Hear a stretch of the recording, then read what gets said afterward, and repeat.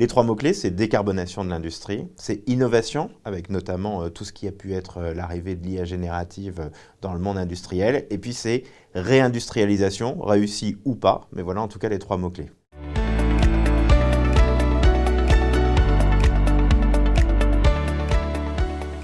Le premier, c'est quid de la réindustrialisation, puisqu'on le voit bien dans le baromètre exclusif des investissements industriels de l'usine nouvelle, que ça y est, la tendance s'est malheureusement réinversée. On ferme à nouveau plus d'usines qu'on en ouvre. Donc comment on va réussir à accompagner quand même ce mouvement de revitalisation, de réindustrialisation? C'est vraiment l'un des points clés. Le deuxième point clé, c'est toujours et encore la décarbonation, mais là aussi, à quelle vitesse va-t-on aller? Il y avait notamment tous les plans sur les 50 sites les plus polluants de France. Est-ce qu'on va réussir à continuer? Est-ce qu'on va réussir à accélérer?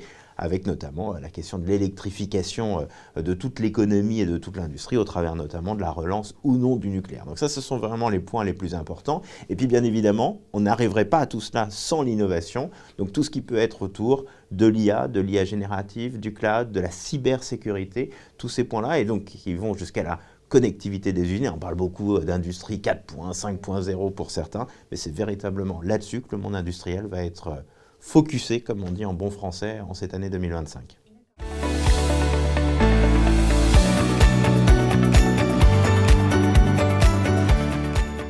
Ce qui émerge véritablement, c'est l'électrification au sens large. Alors, on voit tous dans nos rues l'émergence des voitures électriques. On l'a vu il y a quelques mois à l'occasion du salon de l'auto à Paris, avec véritablement tous ces modèles électriques qui sont en train d'arriver. Alors même s'il y a des petits doutes et que les voitures électriques se vendent un peu moins bien que ce qu'on avait pu imaginer jusque-là. Mais en tout cas, ça c'est le haut de l'iceberg, parce que tout en dessous, on va électrifier une grande partie de notre économie. En tout cas, ça va être une des solutions, notamment pour se décarboner. Ça va être une des manières de réussir à être moins polluant demain. Et ça, vraiment, ça irrigue tous les secteurs de l'économie en France.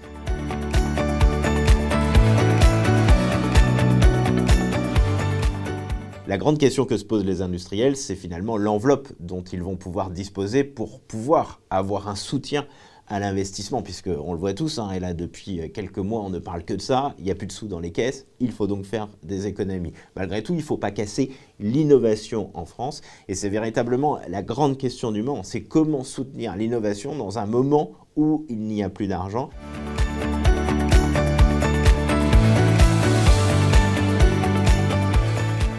Moi, ma petite routine, elle est hyper classique. J'ai vraiment besoin d'un shoot d'infos le matin. La journée ne peut pas véritablement bien commencer si j'ai pas l'impression d'être bien informé.